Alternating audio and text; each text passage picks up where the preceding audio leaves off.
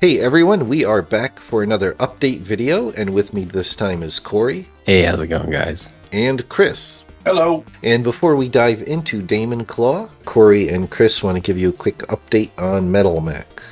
Yeah, thanks to everyone for backing MetalMac during the 30 days. The campaign did fund as of a week ago. However, we are using a new Kickstarter feature called Late Pledges. We had some people talk about the holiday season and how maybe they might not have a chance to back, so we've extended that, and you can still back the game now if you would like, and we'll definitely give you a heads up when the late pledge period might be over. But otherwise, during the late pledge period, we're still going to try to achieve the stretch goals of the campaign. And right now, I think the last one we did was the second unique playable character, and we're 5K away from a tag team mode for the game. We're going to do that sort of similar to DaemonClaw. So yeah, if you haven't checked out the game, please do so. And of course, we appreciate everybody's support.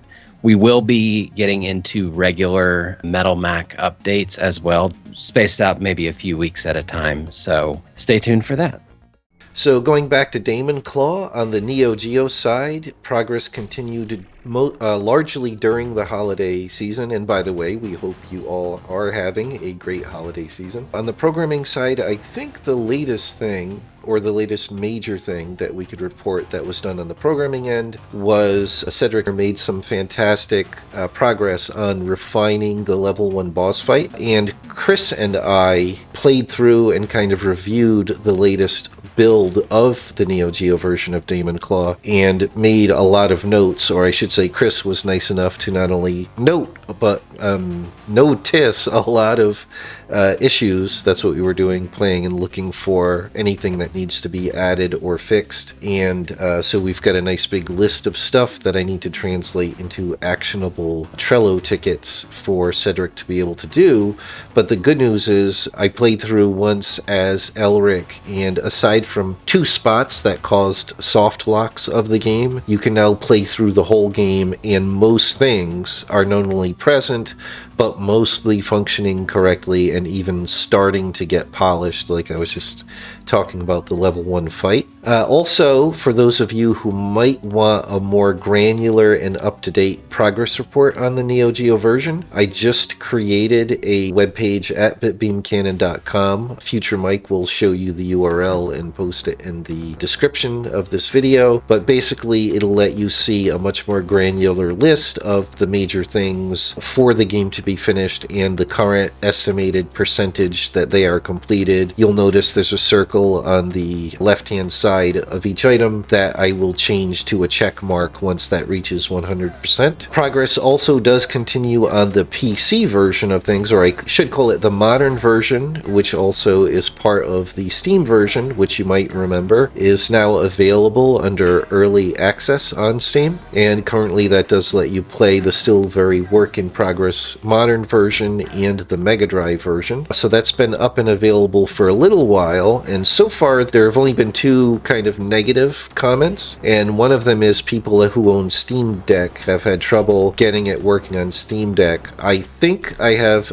a new build ready for testing that hopefully will fix that compatibility issue for Steam Deck, but I don't have a Steam Deck to test on yet, so I'm waiting for one of the gentlemen at Pixelheart who has a Steam Deck to get back from his holiday break so that we can test that and get that build up ASAP. So if you're watching and you have a Steam Deck and you ran into that issue, hopefully that will be resolved soon. We're certainly working on it. The other issue that I mentioned that people had is, as we had mentioned before, you can get the ROM for the MegaDrive version on Steam, but the ROM is big enough that some carts, like some variants of Everdrive or those kind of flashcard type things, so that you can run ROMs on whatever hardware you have, don't support games that are as big as DaemonClaw is. So keep that in mind if you only have a flashcard that does not support bigger, more modern MegaDrive games with bank switching and using a lot more memory, then that could be an issue. So we are going to talk to NeoFid to see if there's anything within reason that they can do to perhaps make a smaller version of the ROM that could work with it, but otherwise the only solution is going to be play it on Steam, play it on emulation, or end up using a flash cart type thing that can support the bigger games, but we'll report back on that in the future, and we'll be sure to clarify that wherever it makes sense on the Steam page or whatever. And aside from that, I have also been, I am continuing to work on the illustration for the Zardana card. It is definitely the most complicated card I've had to illustrate because basically each of her special attacks are a whole other character that took a lot of work to design and illustrate in high res for print. But Future Mike should have been working in a preview of how that's looking. It's still not finished, but it's getting there. Going back to the topic of Neo Geo for a second, the next thing that we have to do, first I need to perfect the normal versions of the 3 demon attacks, and then once those are absolutely perfected, then we have to make the magic-ized version of each of them, because for each level there's a different magic style. So for each of the 3 demons, there's fire, ice, and the purple magic, and yep. It was the lightning and yeah.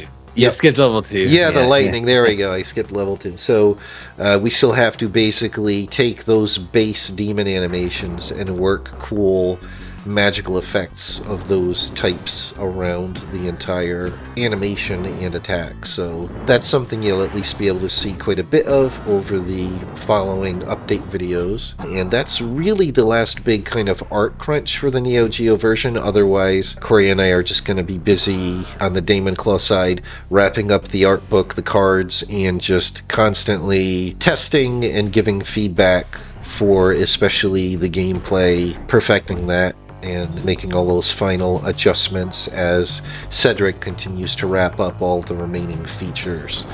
And as I mentioned before, you'll be able to keep track of all that in a more granular way if you want to on that new webpage that I made. But that is about it for this update video. As always, thanks so much for watching and for your support, and we'll be back again soon. And as Corey said, soon Chris and Corey will start doing regular update videos specific to MetalMac, and they will be on a different day than the DaemonClaw update videos.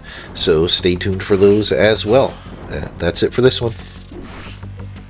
If you enjoy our content and want to keep up to date on our games, please leave a like and subscribe. Also, if you want to support our projects, consider becoming a patron. The link's in the description, and we'll see you soon.